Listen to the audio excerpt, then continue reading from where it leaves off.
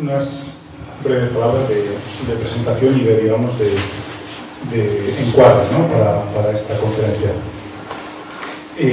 Bueno, antes digo que tras la exposición del profesor Andreu, abriremos un turno de preguntas para que todo aquel que quiera pues, pueda participar, ¿no? El protagonista de la novela 1984 de George Orwell se plantea en un determinado momento del relato que si todos aceptaban la mentira que impuso el partido, si todos los testimonios decían lo mismo, entonces la mentira pasaba a la historia y se convertía en verdad. Esto lo piensa el protagonista al hilo del eslogan que tiene el partido, aquel conocido: el que controla el pasado controla también el futuro, el que controla el presente controla el pasado. Esa idea de Orwell nos lleva de la mano a la necesidad de interesarnos por nuestra historia, para conocernos mejor, en primer lugar, y también para tener la capacidad de desenmascarar los intentos de manipulación de nuestra realidad social que se pueden atentar desde el poder político, mediático o de cualquier tipo. Como decía Stanley Payne hace 2 años en su visita a la Universidad de Navarra, recogido en la entrevista publicada por la revista Nuestro Tiempo, la corrección política combate el patriotismo clásico, pero conocedora de su importancia para aglutinar a una nación, se esfuerza en crear un patriotismo nuevo, basado en la identidad étnica o lingüística, no en la verdadera historia, sino en otra inventada y al servicio del poder.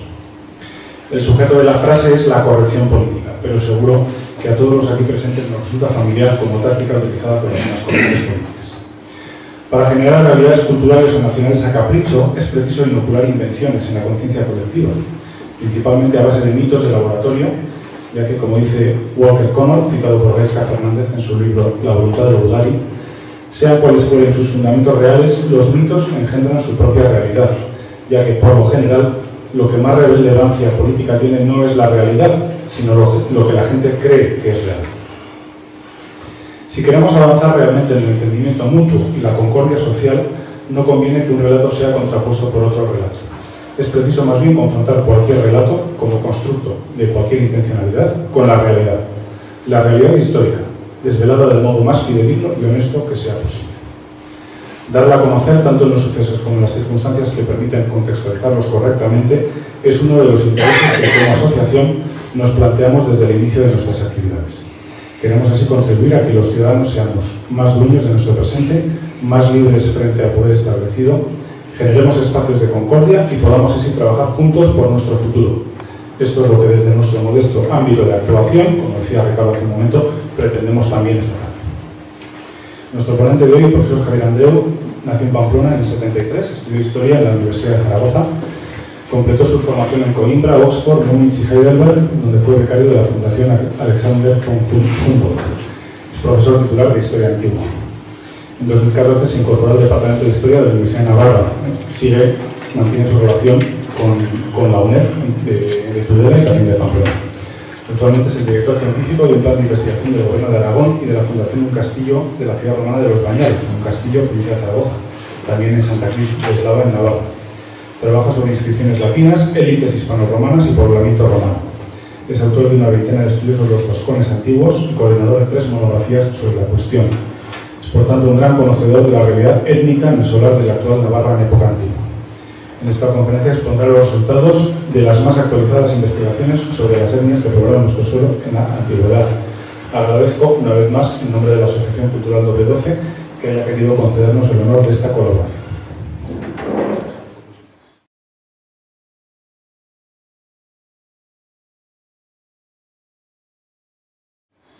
Bien, pues muy buenas tardes a todos. Yo tengo que comenzar, pues dando las gracias a W12 por la invitación. La verdad es que es un honor que hayan pensado en mí para iniciar de manera oficial sus actividades en Tudela, y estoy también agradecido de que hayan pensado en mí porque esta ciudad está muy vinculada a mi carrera académica. Tengo aquí buenos antiguos alumnos y buenos amigos, y con algunos de ellos comparto afanes, preocupaciones y también alegrías en el proyecto de Los Bañales. Así que aunque no esté en Pamplona, realmente me siento esta tarde como en casa. El contenido de esta charla, en la que vamos a tratar de responder a esa pregunta de si Navarra fue en época antigua la tierra de los vascones, coincide en parte con el contenido de una charla que con una cuestión más o menos parecida se impartió en la primavera de 2017 en Pamplona, en esa ocasión en el Civivox de Iturrama, que tuvo también, como esta tarde, una notable asistencia de público. En realidad, lo que yo voy a contar aquí obedece a más o menos 10 años, un poquito más, desde 2006, de investigación personal sobre las etnias de la Navarra antigua, sobre Navarra en la antigüedad y en particular sobre los vascones. La esencia de la charla, el tema central, la tesis central o los distintos elementos que voy a ir desgranando estuvieron presentes en ese artículo que se ha publicado en el número de marzo de la revista Plaza Nueva y que ha tenido además una excelente, aunque discutible, réplica de Javier Sainz, el buen amigo Javier Sainz, que bueno, lamento que no pueda estar aquí para que podamos discutir algunas de las cuestiones que él ha planteado. También a propósito de la exposición, uno de los grandes proyectos del actual gobierno de Navarra, la exposición Navarrorum sobre los textos antiguos sobre el euskera en Navarra, que estuvo instalada precisamente en 2017 y 2018 en el archivo de Navarra, pues bueno, publiqué en mi blog una serie de reflexiones en las que traía a colación opiniones de otros historiadores, ya diré por qué hice eso en este caso, respecto del poblamiento de Navarra en la antigüedad y del uso del euskera en Navarra en la antigüedad. E incluso esa cuestión fue objeto de un artículo que seguramente muchos no veían porque se publicó en agosto, que la gente tiene cosas más interesantes que hacer que leer el periódico, que hizo de Pórtico, una serie coordinada por Carmen Josué de la UNED de Pamplona y que hizo de Pórtico al coloquio noveno Congreso de Historia de Navarra, que en torno al tema de las etnias y de las fronteras se celebraba en septiembre. Y fueron durante el mes de agosto saliendo unos magníficos artículos que recorrían el asunto de los espacios étnicos y administrativos de frontera a través de la historia. Bien, entre las cosas que voy a mantener y que quiero subrayar, que no mantengo yo solo, sino que mantiene la investigación, añado esto porque en la conferencia de la primavera de 2017, al término de la misma, hubo gente que preguntó si lo que yo estaba contando representaba una postura oficial de la Universidad de Navarra al respecto, o que incluso si yo había tenido alguna presión por parte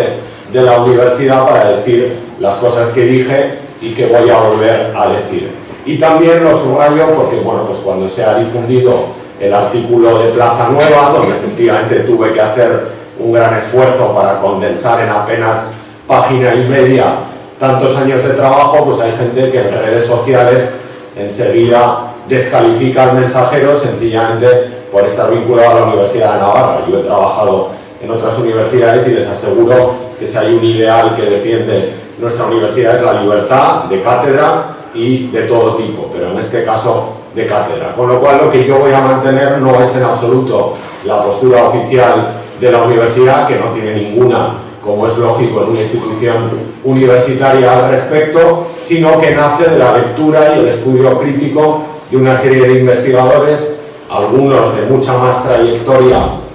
y recorrido científico sobre la cuestión que yo mismo, y que configuran una serie de ideas que van a ir saliendo en la conferencia, pero que al hilo de esos autores en concreto que van a ir desfilando ahora al comienzo, quisiera subrayar. La primera, el carácter étnico totalmente plural de eso que las fuentes antiguas denominan los vascones. Es una tesis mantenida desde hace algunos años, al menos desde 2001, por Fernando Wulf, y que luego ha ido teniendo cierto éxito en publicaciones suyas y de otros autores. En segundo lugar, que es quizá la que más ha sorprendido en el artículo de Plaza Nueva, el carácter artificial no solo de los vascones antiguos, sino de muchas de las etnias antiguas peninsulares. Roma potencia o tiende a crear etnias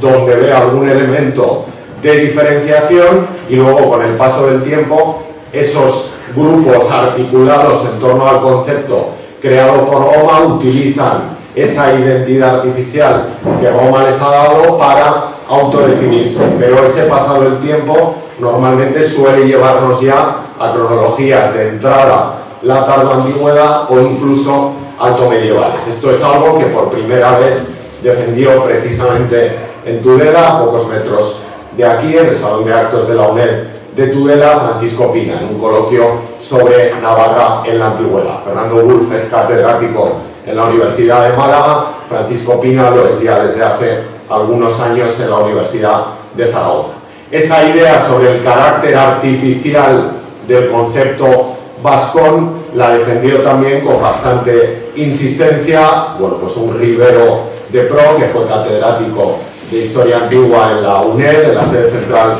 de la UNED, que fue el profesor Juan José Sayas. Y el tercer elemento, que es quizá el que también genera más controversia en la historiografía reciente sobre vascones, o mejor dicho, cuando esa historiografía sale a la calle, porque yo creo que es asumido en general por la mayor parte de los investigadores, es que el vasco, la lengua vasca, no era, como dice ahí el desaparecido el año pasado Javier de Oz, catedrático indoeuropeo en la Universidad de Salamanca, decía que la lengua vasca no es o no era ni la lengua mayoritaria ni la lengua de la élite de esos vascones antiguos.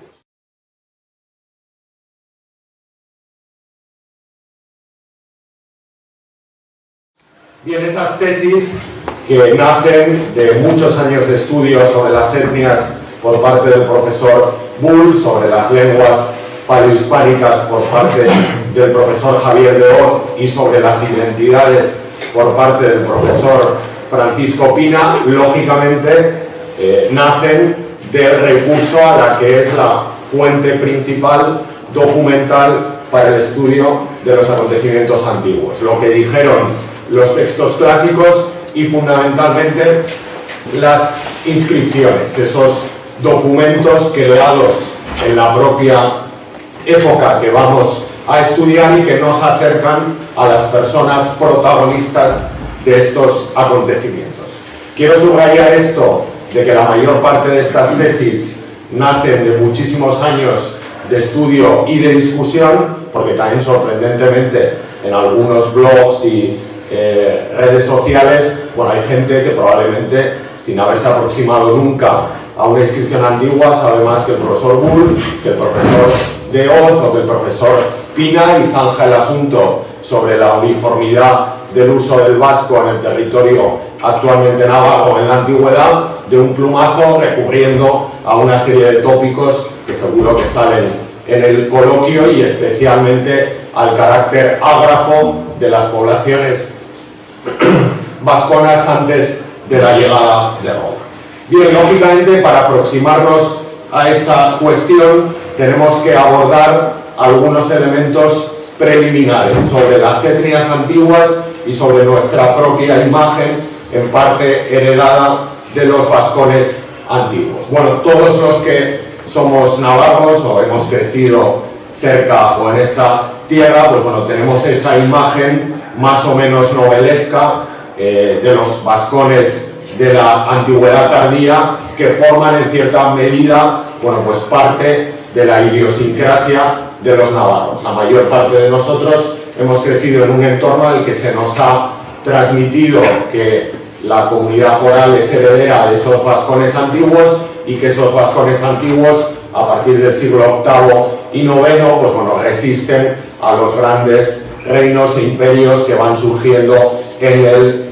entorno del territorio navarro y sobre todo al otro lado del Pirineo. En segundo lugar, el tema de los vascones, que es un tema precisamente atractivo por ello, ha legitimado a través de la historia posturas bien diversas. Algunos han utilizado a los vascones para justificar la esencia misma de la navaja antigua desde la más remota antigüedad, haciendo una identificación vascones navarros que hoy por hoy no se puede sostener, ya lo adelanto, pero también ha habido quien, utilizando el nombre de vascones, ha creado esa entelequia de las tribus vascas, donde sin ningún rubor y reparo incluye entre las tribus vascas a poblaciones de lengua claramente céltica indoeuropea, como los autrigones, los bárdulos, los caristios o los verones, más o menos coincidentes con el territorio de la actual Comunidad Autónoma Vasca y de la Comunidad Autónoma de La Rioja. Por tanto, el asunto vascón permite, o ha permitido en la historia, terminaremos precisamente hablando de esto, legitimar posturas, podríamos decir, navarristas y posturas también nacionalistas. En tercer lugar, probablemente de todas las etnias antiguas, y bueno, pues yo me enorgullezco un poco de haber contribuido a eso, siempre tras la estela de la profesora María Jesús Perex, cuyo libro del 86 sigue siendo un trabajo de referencia, decía que los vascones se han convertido en una de las etnias paleohispánicas mejor conocidas. Se han publicado varias series de trabajos monográficos o misceláneas que han ido desvelando aspectos que hace años no conocíamos. Gracias. Y que, bueno, pues han permitido que sea, de todas las etnias del mundo antiguo, una de las que más bibliografía ha generado en los últimos años, especialmente durante ya este siglo XXI. Esa generación de abundante bibliografía científica sobre los vascones ha ido dando el salto muy lentamente, porque la transferencia en investigación en este país todavía es muy lenta, a la calle, a los libros de texto, a las novelas, como esta que tienen ahí, muy recomendable, ambientada en las guerras sertorianas, que es un episodio clave para la inteligibilidad de los vascones, firmada por Juan Torres Salva, o en esos cuadernillos pedagógicos publicados en 2007 por Gobierno de Navarra, donde se hacía una síntesis bastante actualizada, teniendo en cuenta el ritmo de la transferencia al que aludía antes, sobre esos vascones antiguos. En ese boom historiográfico sobre las etnias y sobre los vascones antiguos, y en general sobre todas las etnias paleohispánicas, se puede destacar que ha habido fundamentalmente dos grandes acuerdos, dos elementos que, por así decirlo, nadie discute. Por un lado, que la península ibérica estaba articulada en tres ámbitos antes de la llegada de Roma. El ámbito ibérico, sobre todo en la zona turdetana, es decir, el territorio del Valle del Guadalquivir y parte del Valle del Guadiana, toda la fachada levantina, el nordeste y parte del Valle del Ebro. El ámbito indoeuropeo, que básicamente tienen en violeta y en verde en el mapa, todo lo que serían las dos mesetas y los valles del Duero, el Tajo y el Guadiana, hasta el extremo de lo que luego será, a partir de Augusto, la provincia lusitania, incluyendo los territorios galaicos del noroeste, y un tercer ámbito que no está cartografiado en el mapa, que es el ámbito vasco-aquitano, que tendría una gran presencia al otro lado del Pirineo y algunos elementos residuales que luego repasaremos en el territorio actualmente navarro y en la parte oriental del territorio de la provincia de Zaragoza. Ese es el primer acuerdo que ya nadie, por así decirlo, discute. En segundo lugar, prácticamente todos los que nos hemos ocupado de estudiar las etnias antiguas hemos coincidido en que el proceso de formación de la idea de una etnia en las fuentes antiguas sigue siempre tres pasos, tres principios: la alteridad, la etnicidad y la identidad. Vamos a explicar eso porque es importante para entender todo ese legado documental que las fuentes antiguas nos han regalado, sobre todo los escritores, no tanto las inscripciones, respecto de cualquier etnia, y en particular de esa etnia que aparece citada en los textos antiguos desde Livio con el nombre de vascones. Primer principio, la alteridad, que consiste esencialmente en percibir elementos que son diferentes de aquellos que el observador está acostumbrado a conocer, está acostumbrado a ver. Ese texto de la geografía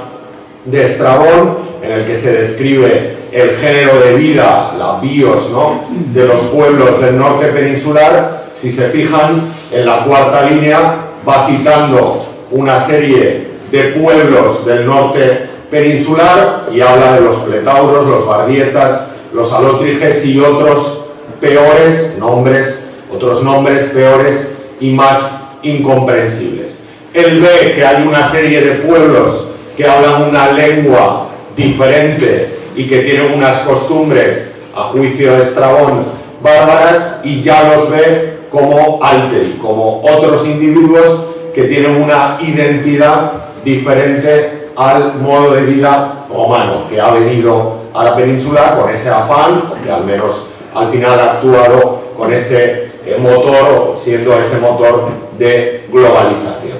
Esa constatación de la alteridad ya crea, en cierta medida, la etnia. Vemos un pueblo diferente y les damos nombres concretos, a veces nombres que procederían de las propias etnias, en otras ocasiones nombres que Roma elige para poder ordenar ese mosaico de pueblos que se encuentra en la península ibérica. Por tanto, alteridad y etnicidad en muchas ocasiones pueden ir en paralelo. Se constata la diferencia, se crea el grupo. Muchas de esas etnias, y el caso vascón es un claro ejemplo, no llegan a generar durante los tiempos antiguos ese sentimiento, tercer paso de la secuencia que dije antes, de la identidad. Es decir, en muchas ocasiones las fuentes antiguas perciben la diferencia y la potencian, pero el grupo observado no se reconoce en esa creación más o menos etnográfica, podríamos decir, que ha hecho el observador, siempre greco-romano. La mayor parte de los casos, porque este es un ejercicio de la alteridad que les gusta mucho a los geógrafos griegos, aunque escriban en época romana, pues en la mayor parte de los casos autores griegos. Sin embargo, sí que hay algunos pueblos de la antigüedad catalogados como tales por parte de Roma y que en la península ibérica sí que invocan su propio sentido identitario. Hay un caso clarísimo, este pasaje de Marcial, no muy lejos de aquí, nació en Bilbilis, que habla de su ascendencia céltica e ibérica. Él, en los años 80 del siglo I después de Cristo, se proclama a sí mismo heredero de dos de esos grupos culturales de los que Roma habla en sus textos, los celtas y los íberos. En realidad el territorio bilbilitano es más céltico que ibérico, pero probablemente Marcial es consciente de esa diversidad que había en el Valle del Ebro, sobre la que hablaremos también más adelante. Lógicamente los autores antiguos son una parte de nuestra información, pero si queremos saber cómo se asumieron esas identidades por las poblaciones locales, tenemos que preguntar a las propias poblaciones locales. En sociología antigua se suele hacer una distinción entre la perspectiva externa y la perspectiva interna del problema. Bueno, pues si queremos saber cómo se sentían respecto de esas etnias las poblaciones locales, vamos a tratar de analizar documentos creados por esas poblaciones donde pueda haber alusiones a esos elementos étnicos.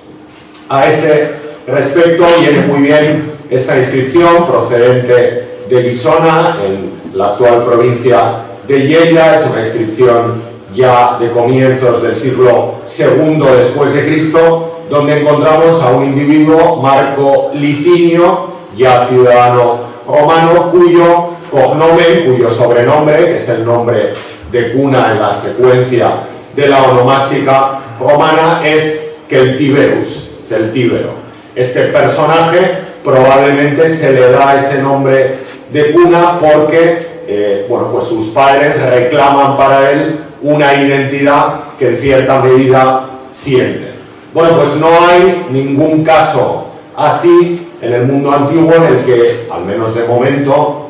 un individuo se proclame a sí mismo como vascón. Sí que hay un montón, las tienen ahí inventariadas en un trabajo conjunto con la profesora Perex, publicado en 2015, hay un montón de vascones por el mundo, de individuos oriundos de ciudades que pertenecen a ese constructo que a partir de la descripción de ciudades atribuidas a los vascones por Ptolomeo generan lo que llamamos el territorio vascón. Se citan a sí mismos como oriundos de las ciudades de Cascantum, de Esegia, de distintas ciudades vasconas, pero nunca, como este Licinio celtíbero que hemos visto antes de Guisona, se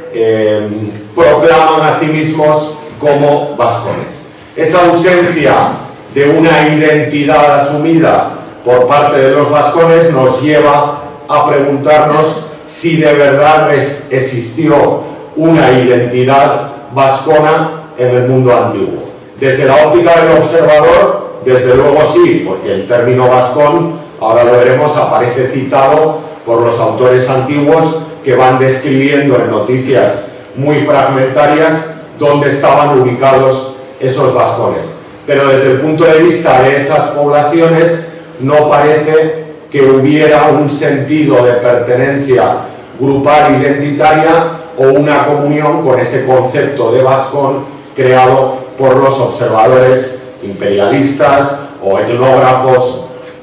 romanos. Esta constatación, no solo respecto de los vascones, sino de muchas otras etnias peninsulares, ha llevado a algunos historiadores, lo planteó el profesor Sayas, ha insistido en ello recientemente, el que a mi juicio es uno de los mejores conocedores de las etnias antiguas peninsulares, el profesor Gonzalo Cruz Andreotti de la Universidad de Málaga, plantear la posibilidad, que estaba un poco subyacente en esa idea inicial del profesor Wolf, de que quizá la ordenación, la partición del territorio peninsular en etnias, más allá de esa diferenciación entre celtas e íberos, fue una partición en cierta medida artificial, semejante a la que las grandes potencias europeas hicieron en África en el proceso de colonización. No resulta muy diferente ver el mapa casi con escuadra y cartabón de los países del África postcolonial y el mapa que tienen a la derecha de la partición de las tribus de celtíberos, en este caso elaborado en el año 2006 por el profesor Burillo. Esta es una idea sobre la que cada vez hay más acuerdo. Muy probablemente Roma, para controlar el territorio, distribuye la población en torno a una serie de etnias que nacen de la observación de un elemento diferente. Desde luego, cuando se crea el concepto de vascones, Roma está viendo en esas poblaciones algo distinto, pero ese elemento distinto es clave para las poblaciones locales, no lo parece, y sobre esto hay más información que vamos a desgranar a continuación. En otras ocasiones, para ver el efecto que esas etnias, vamos a asumir que artificiales, creadas por Roma, tuvieron en las poblaciones locales, nos encontramos con algunas inscripciones de carácter oficial, la mayoría de ellas procedentes de la Gran Galería, el gran homenaje a la promoción política y a la igualdad de oportunidades en época romana, que fue el foro provincial de la capital provincial de la Tarraconense, la antigua Tárraco, la actual Tarragona, donde Roma tuvo muchísimo interés en que tuvieran estatuas al término de su función como sacerdotes o sacerdotisas del culto imperial provincial, determinados individuos que eran citados en las inscripciones como procedentes de algunas de esas gentes. El término etnos es un término griego, que es el que ha derivado a etnia en castellano. Los romanos usan habitualmente el término gens, que tiene también otros sentidos, porque con estas inscripciones a Roma lo que le interesa señalar es que hay individuos de algunas de esas tribus de la zona occidental de la península ibérica tenidas por no romanizadas que han sido capaces, en este caso vacceos y cántabros, de promocionar a las más altas cotas de servicio a la administración romana. Curiosamente, cuando nos encontramos a la administración hablando del territorio, no así cuando son los propios habitantes los que se manifiestan, cuando nos encontramos a la administración hablando del territorio es cuando aparece citado en este tipo de inscripciones el término vascones. En concreto, la traía Javier Sainz hace unos días al hilo de la réplica de mi artículo en Plaza Nueva, la durante muchos años perdida y luego hace unos 8 o 10 años, no recuerdo ya la fecha, redescubierta inscripción en los fondos del Museo del Louvre de un personaje, Cayo Moconio Vero, que hace un censo de ciudades, y ahí sí que se dice específicamente vasconas y bárbulas, y un diploma militar que tienen a la derecha, procedente de Panonia, más o menos la actual Hungría, que constituyó el salvoconducto de un personaje que sirvió, un salvoconducto de ciudadanía, que sirvió en una cohorte militar que se llamó la Cors Vasconum. En esos dos casos, un administrador provincial y una unidad militar, que son creaciones de carácter oficial, sí que se utiliza el término vascón para definir a un determinado grupo humano.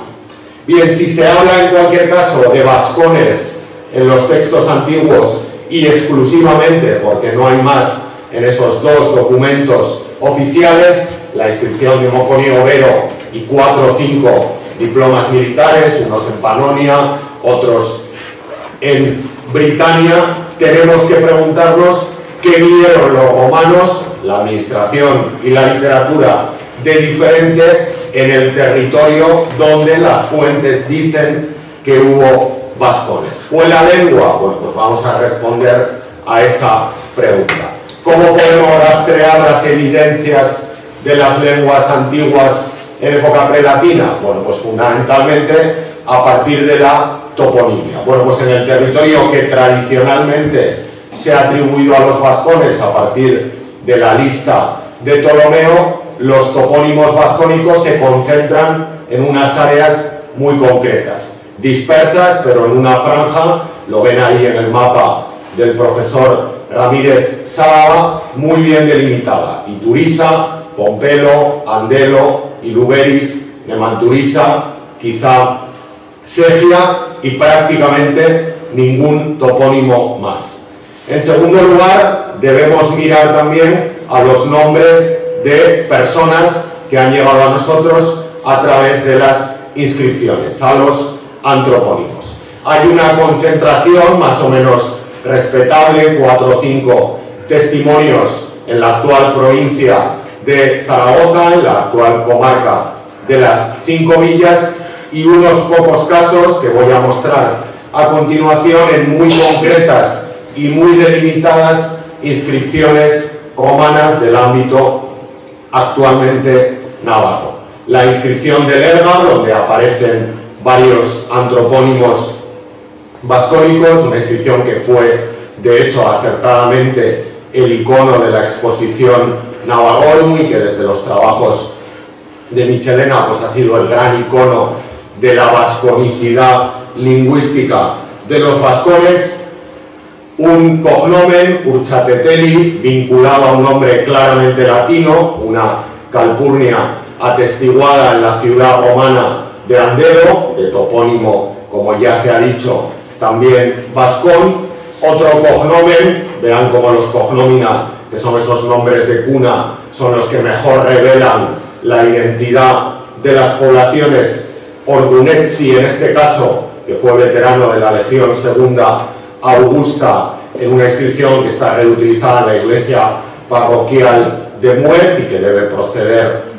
de los alrededores, y que por tanto son apenas en el territorio actualmente navarro 3 casos coincidentes con una zona muy concreta entre la Navarra Media oriental y parte de la Navarra media occidental, y que curiosamente, a medida que nos acercamos al límite con la actual provincia de Álava, todos esos antropónimos son o eminentemente latinos o claramente célticos, quizá lo contrario de lo que cabría esperar desde una óptica, digamos, nacionalista o política del asunto. Y además tenemos que mirar al ámbito de las creencias, los teónimos. Si esos individuos utilizaban el vasco en su vida cotidiana, probablemente tiene que haber en la religión que practicaron teónimos cuyos nombres, los nombres de los dioses, sean equiparables al vasco antiguo. Efectivamente, hay algunos, pero se cuentan con los dedos de una mano. Selatse, en esa inscripción de Barbarin, Errensa, en esa inscripción de la Raba. Fíjense además que es bastante curioso que los dedicantes Junio Germano, Domitia Materna tienen nombres claramente o latinos o en el cognomen claramente céltico, lo que habla de nuevo de la convivencia entre poblaciones célticas, poblaciones vascónicas y poblaciones ibéricas en esa amalgama de pueblos y de sensibilidades que debió ser la Navarra antigua. Esta urde procedente de Muzki, o esta, probablemente una divinidad, Itzapurrine, procedente de Izcue. Son, por tanto los topónimos como los antropónimos como los teónimos muy poquitos. Creo que no me he dejado más que la inscripción de la Cubegui de Ujue, porque hablaré de ella más adelante, que es una divinidad también explicable desde el Paleo Vasco. Son muy pocos y eso contrasta con la gran acumulación que ya caracterizó en los años 80 el profesor Gorrotxategi de topónimos, antropónimos y teónimos vascónicos al otro lado del Pirineo, en los territorios de Aquitania. Volveremos sobre esto más adelante porque puede dar una clave interpretativa sobre por qué llegan al territorio actualmente navarro algunos individuos de habla éuskara en medio de un ámbito fundamentalmente de lengua céltica.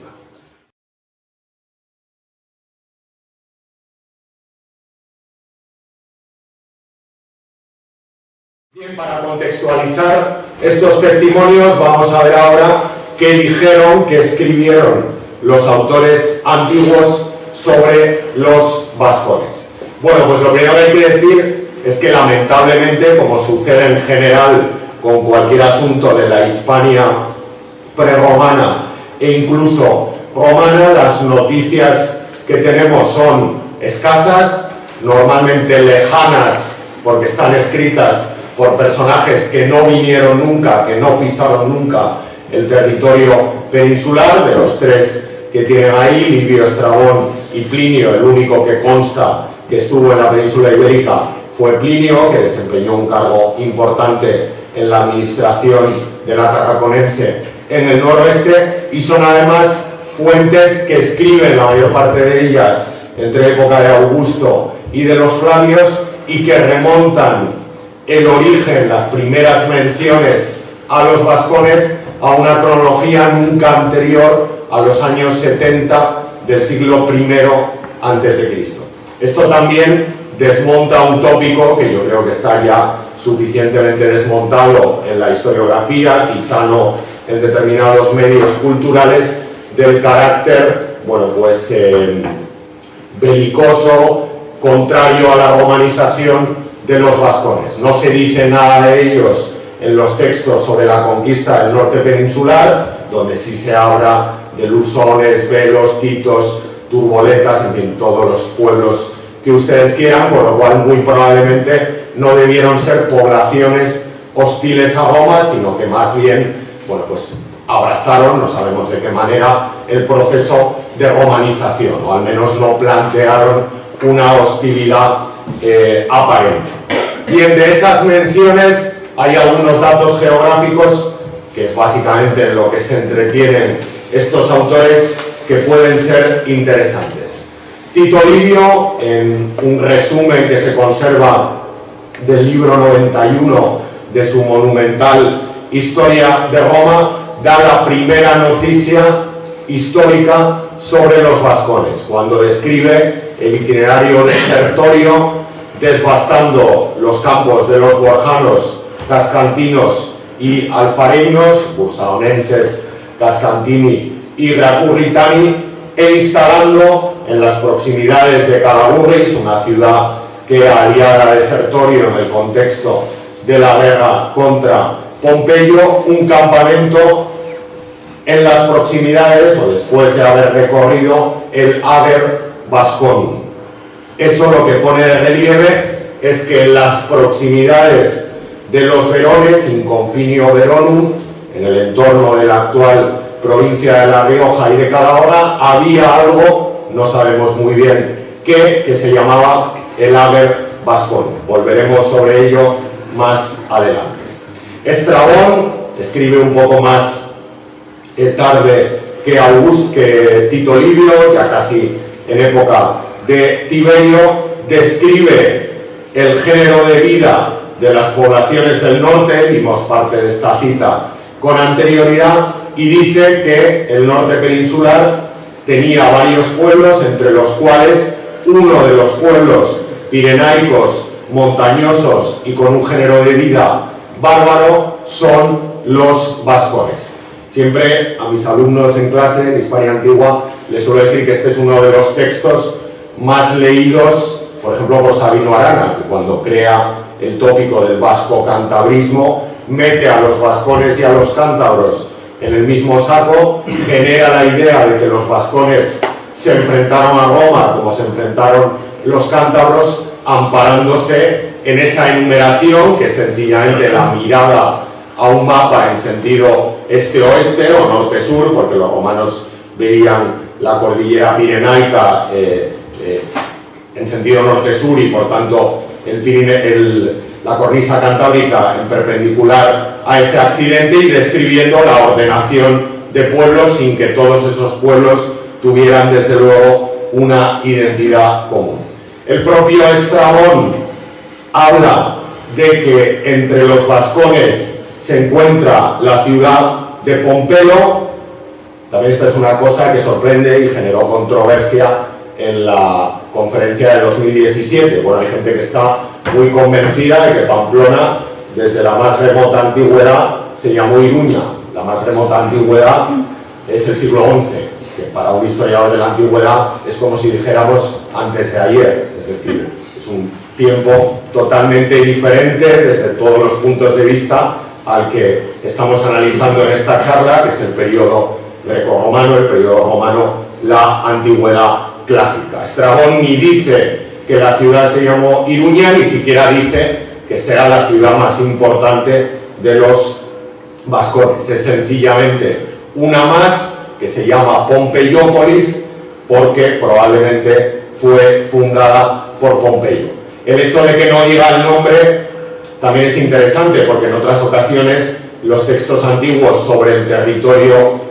del Valle del Ebro sí que dicen, bueno, pues se funda una ciudad, por ejemplo Gracurris, donde antes hubo una ciudad que se llamaba Ilurquis, que también puede ser un topónimo de carácter vascónico, o se funda Caesar Augusta, donde antes estuvo Salduye. Sobre Pompelo, el texto de Estrabón va a lo que le interesa, que es señalar que es una fundación cuyo nombre remite a su fundador, a Pompeyo.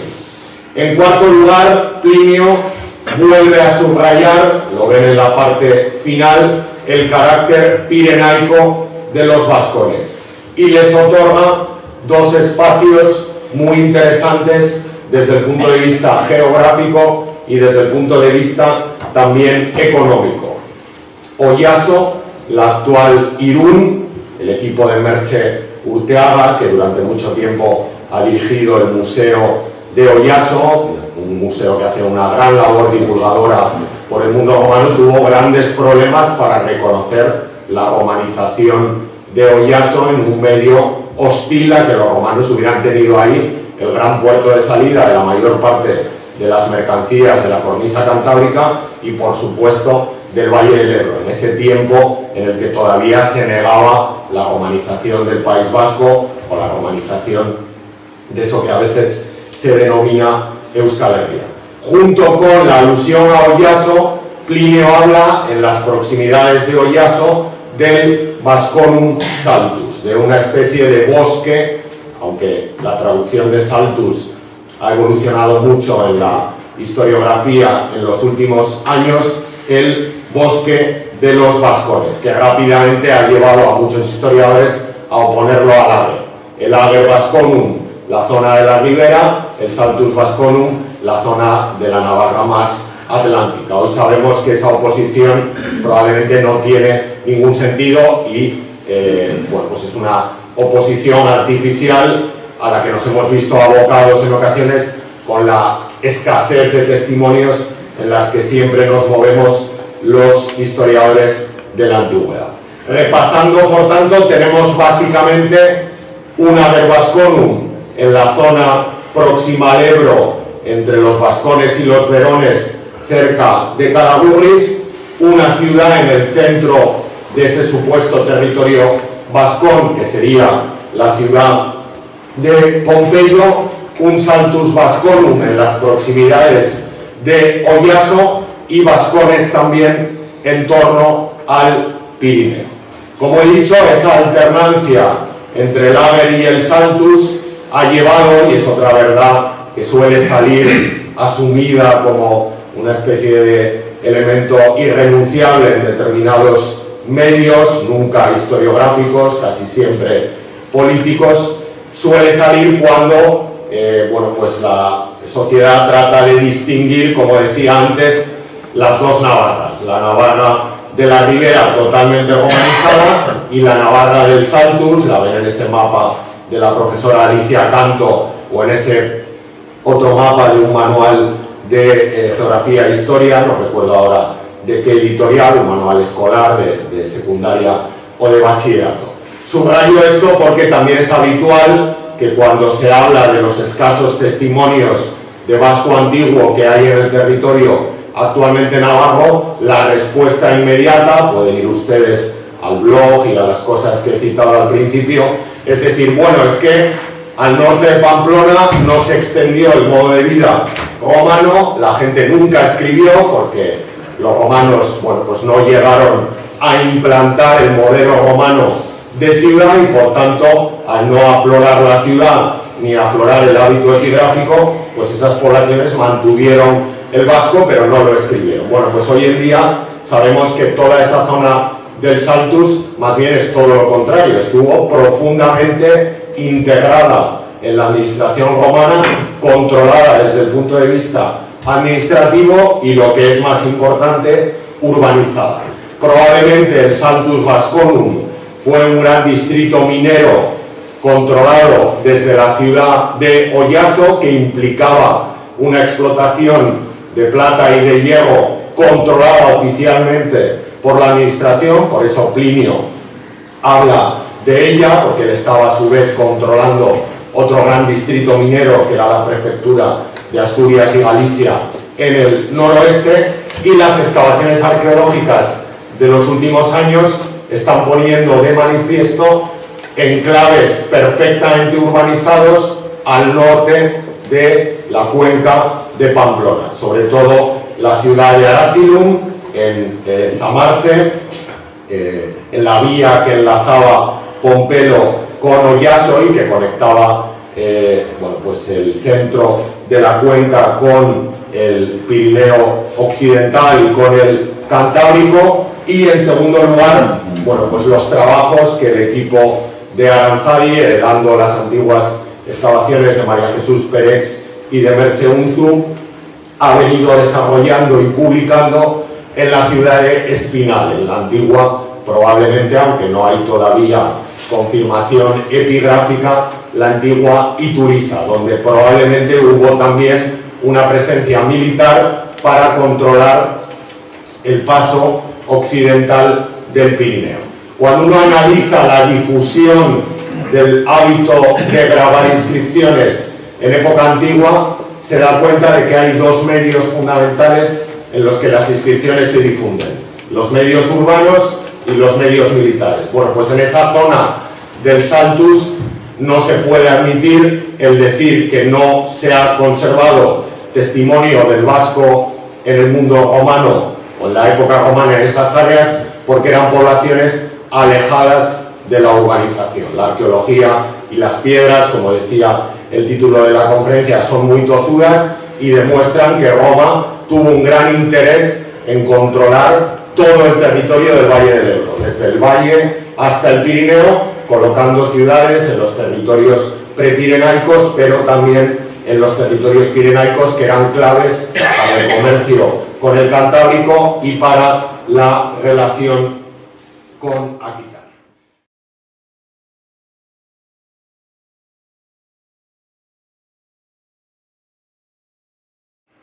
Lógicamente, esta cuestión de los vascones, sobre la que se podrían discutir otras cuestiones, si realmente hubo un estado vascón en el mundo antiguo, si Roma premió a los vascones con un territorio a costa de sus vecinos, cosa que hoy en día ya casi nadie sostiene, o si realmente los vascones durante la tardoantigüedad fueron una población hostil a los esquemas políticos del nuevo tiempo cristiano. Bueno, pues quizá lo más atractivo sea hablar de esa conexión que a veces se ha hecho muy espontánea entre vascones, Vasconia, patria vasca, o como ponía en el subtítulo, Euskal Herria. Vamos a terminar con algunas reflexiones sobre esta cuestión que, a mi juicio, demuestra la gran validez de los tiempos antiguos, sobre los que, o en los que cualquiera puede encontrar, a veces es cierto que manipulando, base para sus afirmaciones de tipo político. Bien, los vascones ha quedado claro que son una etnia antigua, creada por las fuentes antiguas, con algunas poblaciones que dan evidencia de haber utilizado una lengua diferente a la del entorno. Luego veremos que probablemente poblaciones minoritarias, y que no parece que tuvieran una identidad de sí mismas, como sí parece que la tuvieron algunos íberos o algunos celtíberos. Lógicamente, cuando empieza el proceso de construcción de los grandes proyectos políticos medievales o modernos, la antigüedad se convierte en un vehículo de legitimación. El padre Moret, por ejemplo, y ya antes el príncipe de Viana, cuando hablan de la semilla del reino de Navarra, hablan de los vascones antiguos. De la misma manera que algunos autores se apuntan a una serie de usos políticos del término vascón vinculados a proyectos políticos propios de la segunda mitad del XIX o de comienzos del XX. Por ejemplo, hablaron de los vascones de izquierda a derecha Sabino Arana, Arturo Campión o Jaime del Burgo, que quien está, bueno, pues un poco habituado a la historiografía sobre la Navarra antigua sabe que son tres posturas políticas e historiográficas y nacionalistas, digamos, o regionalistas totalmente divergentes. Sabino Arana lo que viene a decir es que el territorio vasco es heredero de esos vasco-cántabros que él crea a partir de una interpretación antigua y equivocada del texto de Estrabón que dijimos o que citamos anteriormente, y que incluso llega a afirmar que como las poblaciones vasconas tienen una lengua muy antigua, pues los vascos son los más antiguos españoles, un elemento que luego el nacionalismo vasco posterior ha omitido abiertamente. Pueden ustedes leer el libro de Fernando Wolf, Las esencias patrias, el uso del mito historiográfico español, donde se habla de cómo el nacionalismo vasco se separa de esa postura que en definitiva venía a decir, el llamado vasco-iberismo, ¿no? Venía a decir que los primeros españoles eran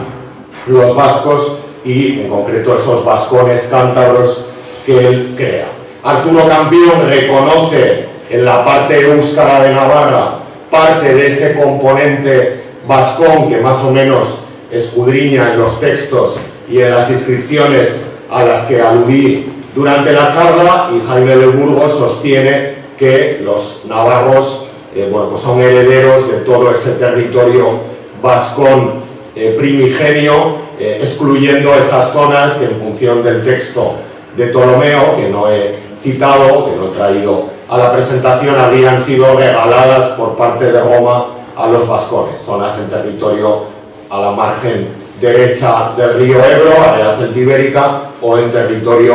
de las actuales 5 villas, durante mucho tiempo pensadas que eran zona suesetana, pero que hoy sabemos que sería territorio vascón propiamente dicho. Bien, teniendo en cuenta esas posturas que han jugado normalmente con el asunto lingüístico, ¿qué podemos decir de la vasconización lingüística del territorio atribuido a los vascones y del territorio actualmente navarro en la antigüedad? Bueno, pues vamos a hacer una serie de pruebas, en concreto 2, que yo suelo llamar la prueba del 9 a este respecto. Primero, vamos al bronce de Ascoli, esa inscripción del año 89 a.C., donde el padre del Pompeyo, que funda unos pocos años después, apenas una década después, Pamplona, concede la ciudadanía romana a una serie de jinetes encuadrados en un escuadrón de caballería organizado en Sandulle, la llamada Turma Saluitana, donde bueno, pues se citan qué jinetes y de qué ciudades proceden. Si nos fijamos en los jinetes segienses, la actual Ejea de los Caballeros, una ciudad que es vascona en la lista de Ptolomeo, cuyo topónimo puede explicarse, aunque también desde el indoeuropeo, desde el vasco antiguo, que está en una zona, la de las 5 villas, que ha conservado, como veíamos antes, algunos antropónimos vascónicos. Y bueno, vamos al listín telefónico, que son esos jinetes, y vemos que entre ellos hay efectivamente algunos personajes con nombres vascónicos. Este Enegues, por ejemplo, sería el primer eneco, ha venido antes el alcalde a excusarse. Bueno, pues ahí tiene una atestiguación del primer eneco, yo creo que el más antiguo atestiguado, en el año 89 a.C., pero mezclados con poblaciones, Searranes, por ejemplo, también sería un antropónimo vascónico, pero mezclados con poblaciones de nombre claramente ibérico, Sosinasa, Sosimilus, o con nombres mayoritariamente célticos, Luspangivas, Umargivas, Urgidas, Luspanaris, que evidencian que incluso en esas ciudades que podríamos considerar esencialmente vascónicas, la población, desde un punto de vista étnico y probablemente también lingüístico, no era una población monolítica, había una gran diversidad étnica. Otro caso es el de la ciudad que estamos contribuyendo ahora a dinamizar en cierta medida, de Santa Cruz de Eslava, en el municipio de Eslava, en la comarca de Sangüesa. De las cercanías de Santa Cruz proceden 2 inscripciones con un teónimo vascón, la Cuberi, en Ujue, y varios antropónimos vascónicos en la inscripción de Lerga, que ya salieron citados anteriormente. Está también en esa franja sombreada que veíamos antes del mapa de Ramírez Sálava, por donde hay que ubicar topónimos como Nemanturiza, claramente vascónico, y que quizá es el nombre antiguo, es pronto para asegurarlo, de la ciudad de Santa Cruz, o Iluberis, el topónimo precedente de la actual localidad de Lumbier, por tanto un contexto que conviene a la presencia de poblaciones vasconas, pero en el catálogo de inscripciones de Santa Cruz de Eslava, que es el catálogo de inscripciones romanas más generoso cuantitativamente hablando que tenemos en Navarra, son en torno a 20-25 inscripciones en piedra. Cuando se manifiestan nombres y divinidades que no son claramente latinos, el sustrato que emerge no es el éuskaro, sino que es de nuevo el sustrato céltico. Por ejemplo, esa aprúncula que dedica un epitafio a su hermana de 25 años, Pícula, una inscripción que por azares de la vida la pueden ver, es una de las mejores inscripciones romanas que tenemos en Navarra, aquí cerquita, en el Museo de Castejón, aunque procede, insisto, de Santa Cruz, o esta otra ara que se conserva en una colección, en un domicilio de Eslava, donde una mujer, Araca Marcela, el cognomen es latino, pero el nombre es claramente céltico, incluso se podría decir que lusitano, porque hay varias Aracae en el territorio de la que será la provincia lusitania, rinde honor a la que parece que fue la gran divinidad del territorio de Santa Cruz, porque está aludida en otra inscripción, quizá asimilable a Júpiter, que es Peremusta, una divinidad que los lingüistas, por ejemplo el profesor Olivares, han demostrado sin ninguna duda que es un teónimo claramente indoeuropeo. Con lo cual, la prueba de Sérgida, una ciudad en territorio vascón, con topónimo vascónico, antropónimos vascónicos en la zona, revela una población muy mezclada, y el catálogo epigráfico de Santa Cruz, en zona neurálgica, digamos, del territorio vascón, apenas revela desde el punto de vista de las inscripciones con que nos ha obsequiado el azar de la investigación elementos vascónicos. Más bien se exhiben otros de carácter céltico, de carácter indoeuropeo. Otra prueba puede ser mirar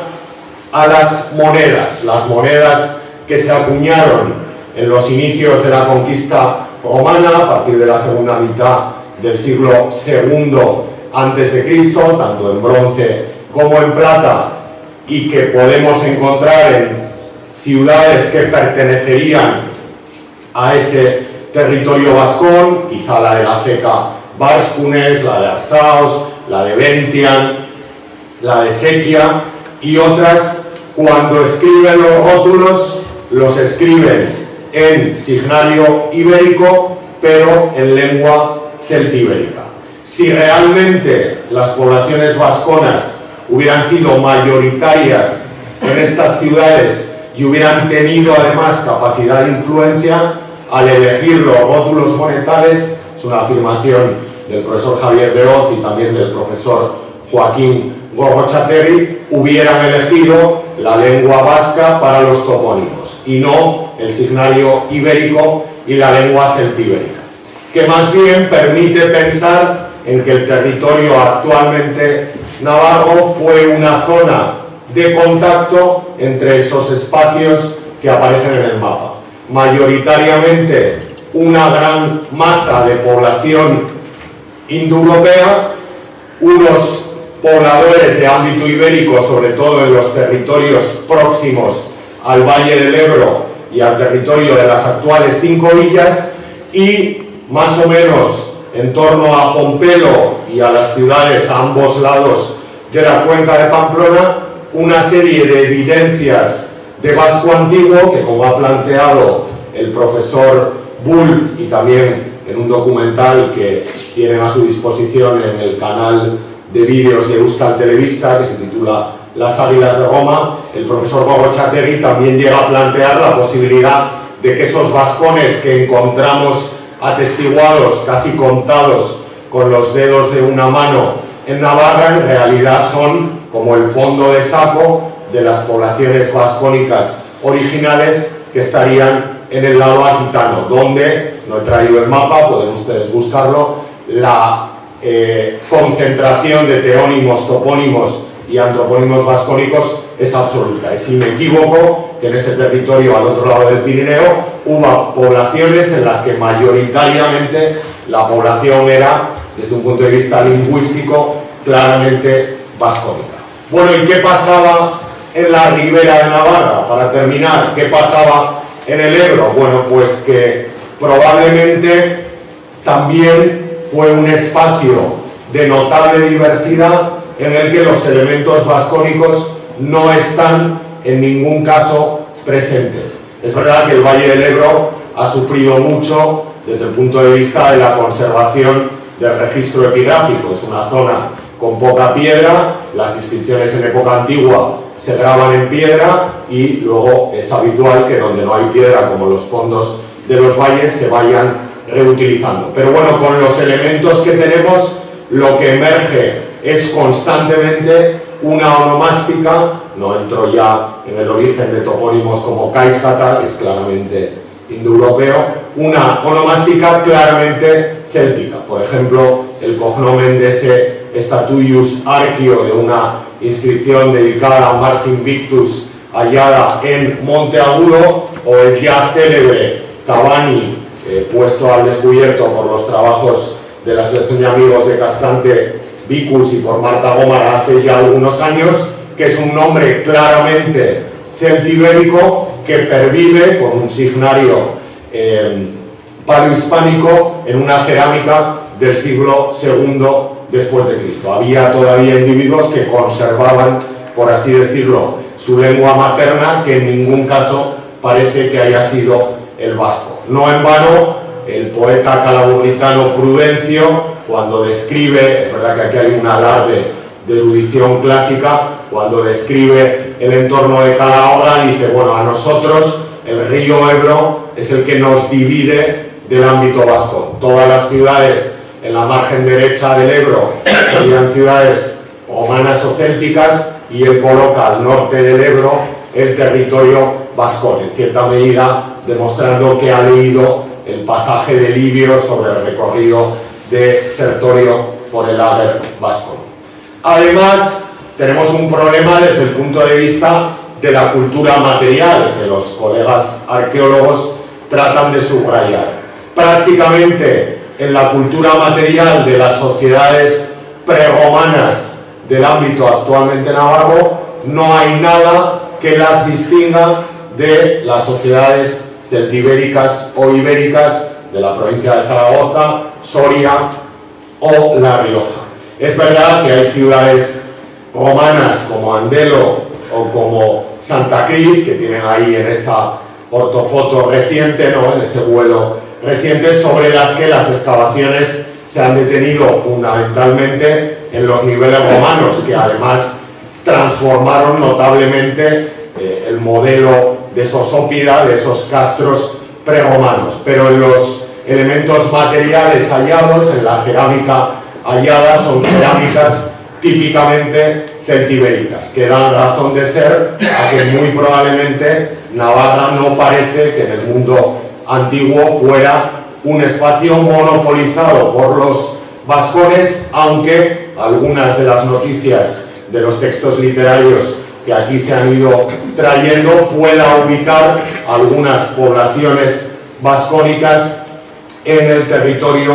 de la actual comunidad foral. Bien, estoy seguro que se quedan muchas cosas en el tintero que por falta de tiempo no podemos abordar para tener un rato para el coloquio, pero bueno, creo, y si no pueden leer esa entrada ya un poco antigua de mi blog, creo que queda evidenciado en la historiografía, primero, que analizar las etnias antiguas es algo bastante complicado, pero que respecto de las poblaciones antiguas del territorio actualmente navarro, aunque hubiera vascones, estos probablemente no fueron ni la población de la élite ni la población mayoritaria, y el espacio del territorio que hoy llamamos Navarra probablemente fue un crisol de mezcla, como lo fue todo el Valle del Ebro, un gran trifinio en el que convergían elementos ibéricos, una mayoría de elementos indoeuropeos y algunos elementos vasco-aquitanos, probablemente deslizados del otro lado del Pirineo.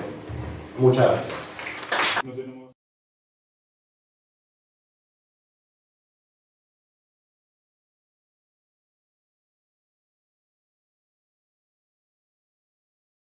No tenemos micrófono inalámbrico, pero bueno, quizá hablando con una voz un poquito fuerte podemos oír todos bien.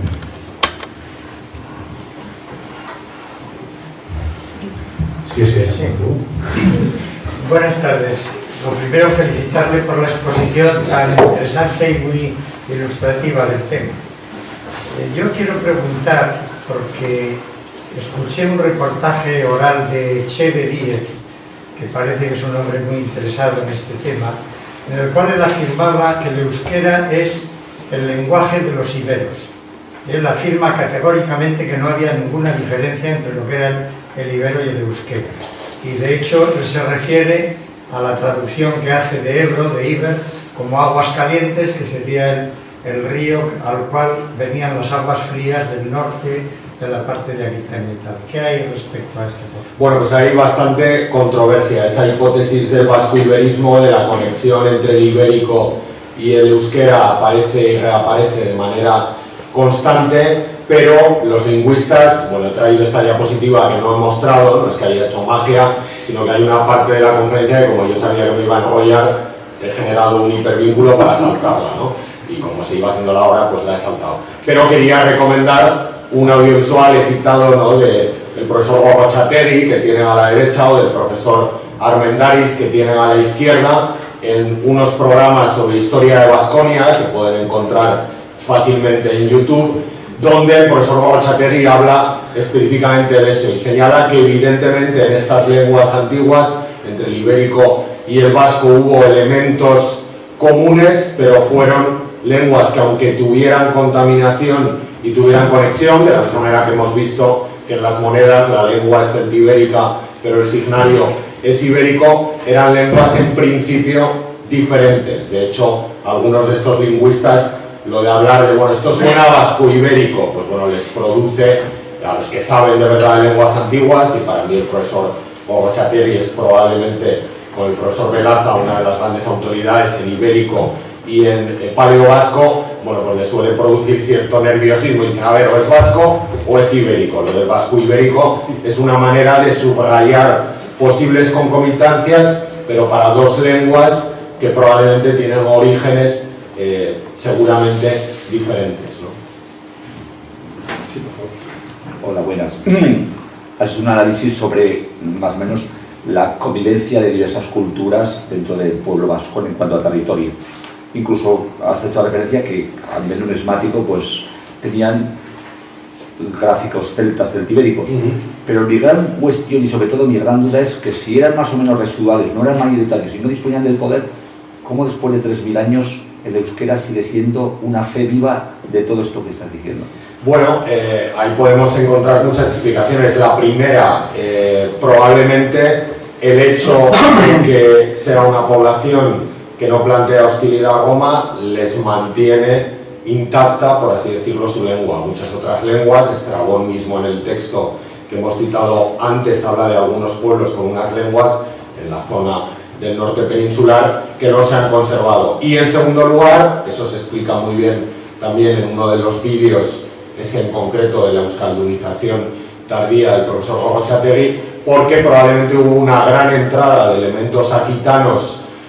a partir del siglo VII en el vacío de poder del mundo romano y con los movimientos también de las poblaciones francas que vasconizaron, por así decirlo, el territorio meridional del Pirineo, y eso motivó la utilización del vasco, que había sido la lengua, en ese caso sí, de las poblaciones transpirenaicas. Esa es probablemente la explicación de la supervivencia del vasco, pero en cualquier caso, en los tiempos de la época romana parece que no fue una lengua especialmente hablada ni especialmente manifestada a este lado del Pirineo. Sí, de manera inequívoca, al otro lado. Hay un artículo, de nuevo, del profesor Gorrotxategi en la revista Cuadernos de Arqueología de la Universidad de Navarra, en el número de 2013, que está en acceso abierto, como toda la revista, donde hace una lista casi interminable con el profesor Ramírez Sálava de todos los teónimos, los nombres de dioses localizados en Aquitania. Si la que tenemos en Navarra la he traído aquí y eran 5 diapositivas, en Aquitania son decenas y decenas de divinidades cuyo nombre se explica desde el vasco antiguo, con lo cual muy probablemente la extensión de la lengua vasca en los territorios transpirenaicos haya que vincularla a esa vasconización o euskaldunización, como prefiere decir el documental de la Euskal Telebista, tardía y fruto, pues bueno, de un periodo en el que, bueno, pues la inestabilidad empuja el movimiento de esos pueblos, ¿no? Luego también en esos momentos en los que desaparece el Imperio Romano hay también un cierto repunte de antiguas etnias que se convierten en elementos identitarios para llenar el vacío de poder que deja Roma, y en algunos lugares se configuran reinos o proyectos políticos en torno a algún elemento diferente, que en el caso, por ejemplo, del reino de Pamplona y de Íñigo Arista pudo ser el vasco, que se mantuviera en algunas de esas poblaciones, pero siempre en un momento posterior a esa emergencia del mundo romano y de otras poblaciones como las celtibéricas o las ibéricas. Me ha interesado algo que ha planteado el profesor Andreu, diciendo que efectivamente la mayor vasconización, la mayor vasconización es en la zona de Aquitania, o sea, en la otra parte de los Pirineos, y me venía el recuerdo de un artículo de Francisco Fuentes, un historiador de los años 60,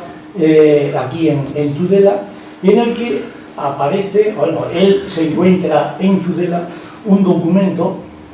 en el que en la época del siglo XVI hay una lista de franceses que están viviendo en Tudela. Y entonces, aparecen los nombres, pero es curioso que al hablar de dónde son, algunos dicen el topónimo que sea, y dice de tierra de vascos, en el siglo XVI. Bueno, eso obedece, no conozco el documento, y bueno, cuando estamos hablando ya del siglo XVI, pues el siglo XI era antes de ayer, pues el siglo XVI es ayer por la tarde, ¿no? Bien, quiero decir que probablemente en ese contexto del XVI es cuando determinados sectores de la élite sociopolítica, con ese tipo de afirmaciones, que en este caso es perfectamente histórica, hemos visto que Aquitania podríamos decir que sí que es tierra de vascos desde el punto de vista lingüístico, lo que pretenden demostrar es que tienen un conocimiento, estamos en el Renacimiento en definitiva, de los textos antiguos. Es exactamente el mismo proceso que el padre Moret lleva a cabo cuando identifica a el reino de Navarra con los antiguos vascones. Es lo que en la historia antigua llamamos una erudición clásica, demostrar que se conoce la historia antigua de esos territorios y que en cierta medida se revive en el presente, y en un presente como es el Renacimiento. Pero en ese caso, si realmente el móvil de esa afirmación es demostrar que uno está al día de las poblaciones antiguas de esos espacios, es una afirmación perfectamente legítima. Quizá no lo sería si alguien firmase en el siglo XVI, pues si dijera que Navarra era tierra de vascos, salvo que se estuviera refiriendo a esos antiguos vascones. Con lo cual ahí el intento de presumir en el conocimiento de los textos antiguos a veces puede llevar a esos ejercicios de erudición que son muy complicados. Por ejemplo, la imagen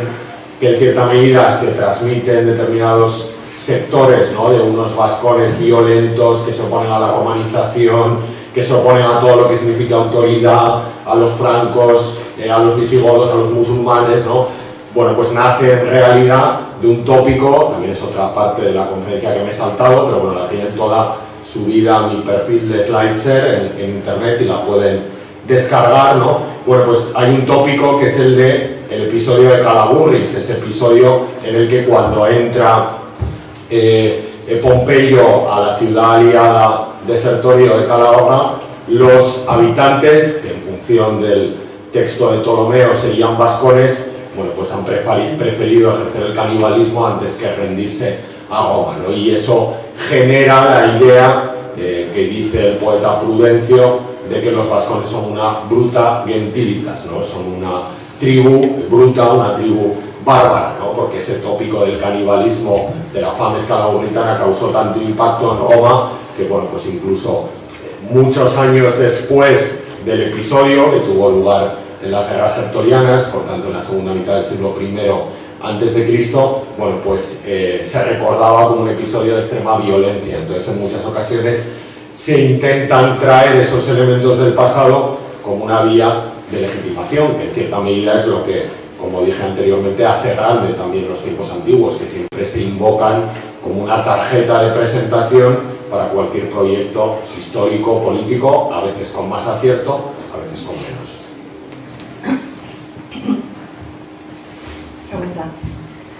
aclaro que soy guía voluntaria en el Museo de Navarra. Y entonces hay muchas veces te encuentras con gente que viene a visitar y dice, ¡ay, la estela de Lerga! La estela de Lerga es muy confusa ya en cuanto a que está muy deteriorada, muy erosionada, se ve un toro, se quieren ver soldados, se quieren ver cosas. El tema está en el texto epigráfico, ¿no? El Ume Saharra. Hay gente que lo está traduciendo como el Ume hijo, Saharra viejo, el primogénito. Ayúdeme a dar una explicación coherente, razonable y verdadera. Bueno, es una pregunta complicada y sobre la que seguramente no hay una respuesta unívoca, ¿no? Nosotros tendemos habitualmente, los que se dedican al estudio del euskera antiguo, el profesor Velaza, el profesor Gorgotxategi, a buscar detrás de estos nombres, también de las divinidades, palabras del vasco actual con las que pueda haber una conexión para traducirlas, pero tampoco nosotros traduciríamos los nombres indoeuropeos o los nombres romanos, ¿no? Yo si tuviera que explicar la estela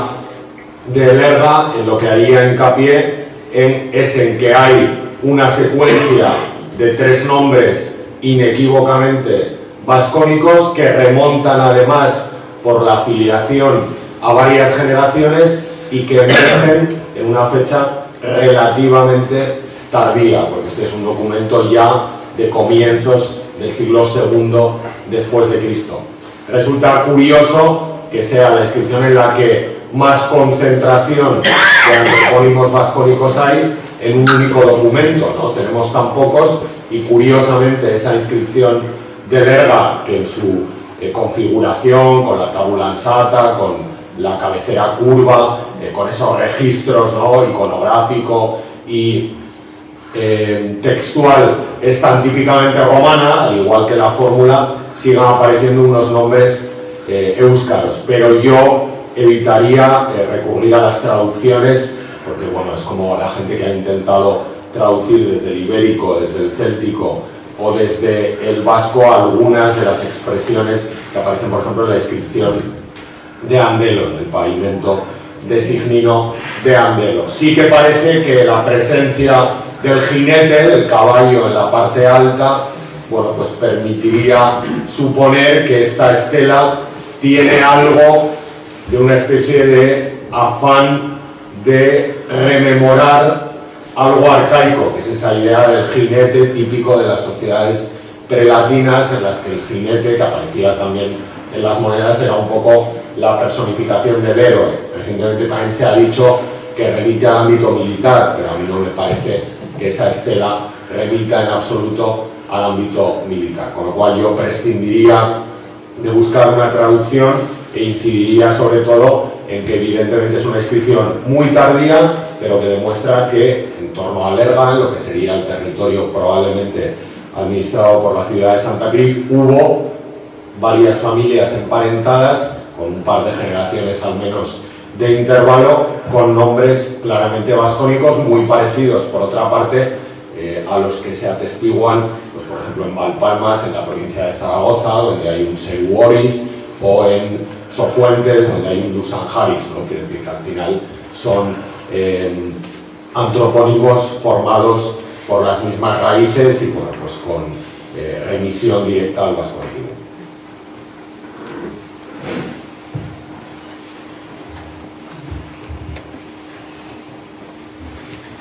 Pues me parece que hay unas preguntas y ya van dando las 8:30, pues damos por concluida la conferencia de hoy. Muchísimas gracias. Muchísimas gracias a vosotros. Un aplauso, por favor.